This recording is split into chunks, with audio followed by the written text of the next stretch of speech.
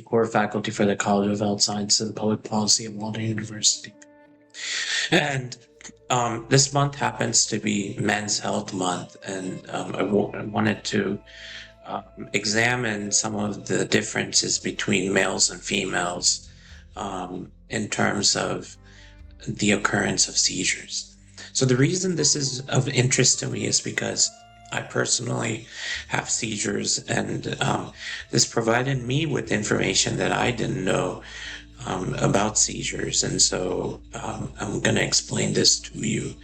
Of course, the Epilepsy Foundation has made a informative announcement about how men's epilepsy symptoms are different than females.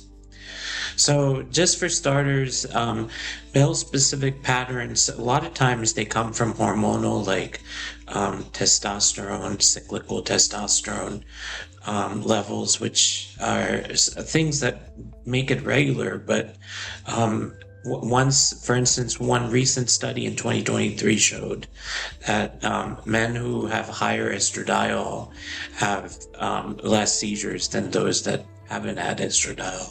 So this may be a potential therapeutic avenue to explore.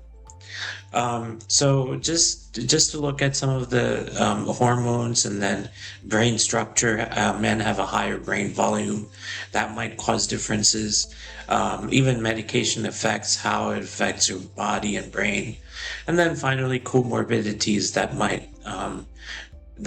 might be present in order to make men's health much worse.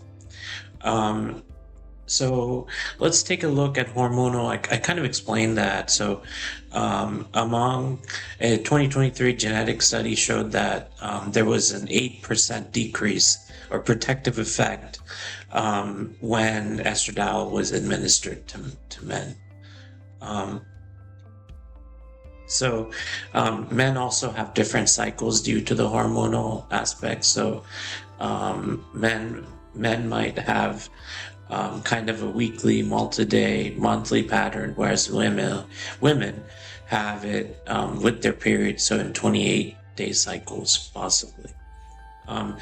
Again, I said that men have larger brain volume, so when there's a male predominant prevalence, there's a sex-linked neurodevelopmental factor. And then medication, the last two are medication effect differs in men. So some of the anti-seizure metabolism actually alters testosterone metabolism, and that lowers the levels of seizures, but also testosterone is decreased. There also is potential for male sexual side effects, like reduced libido, erectile dysfunction, things like that. So when neurologists are treating adolescent or adult men, they need to be cognizant of that, of the sexual side effects, and conduct a sexual history to assess for that. And because this can negatively affect quality of life.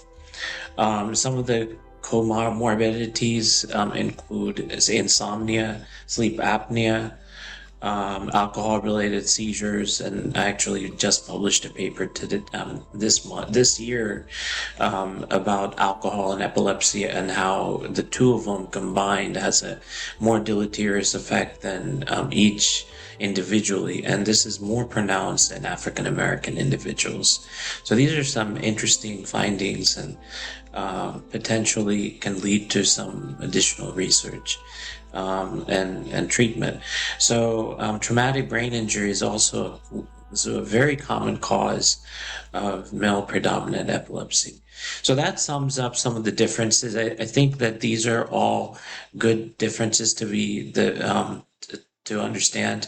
The hormonal differences, that's important. Brain volume, that's important.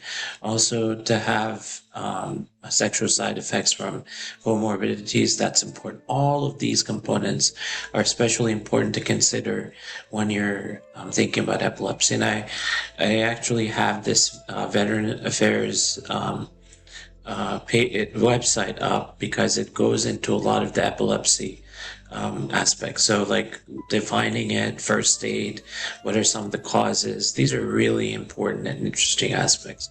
So go through this and see about understanding. If you want to look this up, you can look up men's health epilepsy, and you should be able to find the men's specific epilepsy and seizures. So I hope this has made some sense. Thank you for listening.